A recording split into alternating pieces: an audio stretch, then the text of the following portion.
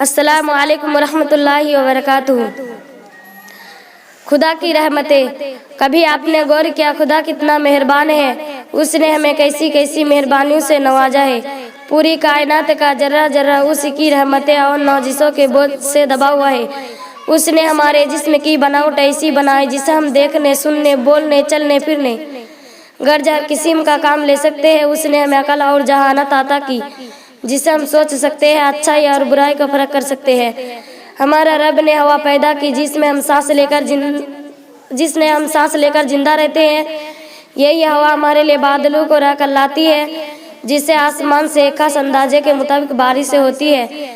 اسی پانی سے زمین میں پیداوار ہوتے ہیں، قسم قسم کے اناج پیدا ہوتے ہیں، میوہ دار درخت اگتے ہیں، کھجور، انگور اور مختلف پھلوں کے باغات پیدا ہوتے ہیں۔ پھر کبھی تم نے غور کیا کہ اللہ تعالیٰ کے اگائے ہوئے جنگلات اور باغات سے ہمیں کتنا فائدہ حاصل ہے؟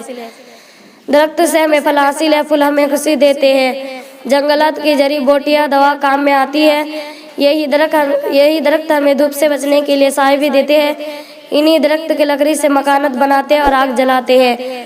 خدا تعالیٰ نے ہمارے لیے رات اور دن پیدا کیا، دن کام کرنے کے لیے، رات نیند و آرام کرنے کے لیے۔ دن میں ہم سورج کی روشنی سے کام کرتے ہیں۔ خدا تعالیٰ نے سورج کی گردش کا نظام ایسا رکھا ہے جس سے موسم تبدیل ہوتے رہتے ہیں اور ہم سردی، گرمی، برسات، غرض ہر موسم سے لطف اندوز ہوتے ہیں۔ اور یہ ہمارا رب ہی ہے جس نے زمین پر پانی کی نہریں جاری کیا، سمندر پیدا کیا جس میں ہمارے کشتیاں اور جہاز چلتی ہے، اسی سمندر میں ہمیں مچھلیاں بھی ملتی ہے جو ہماری غذا ہے۔ اللہ تعالیٰ نے اس دنیا میں جو جانور پیدا کیا ہے وہ بھی ہم انسان کے لیے زیادہ فائدے مند ہے۔ یہ جانور ہمارے سواری کا کام آتے ہیں، ہمارا مال و اسباب ایک جگہ سے دوسرے جگہ لے جاتے ہیں۔ بعض جانور سے ہمیں اپنی خوراک کے لیے گوشت اور دودھ حاصل ہوتے ہیں، ان کی کھال اور ان سے کپڑے مختلف چیزیں بناتے ہیں، یہاں تک کہ ان کی ہڈیاں بھی ہمارے کام آتی ہے۔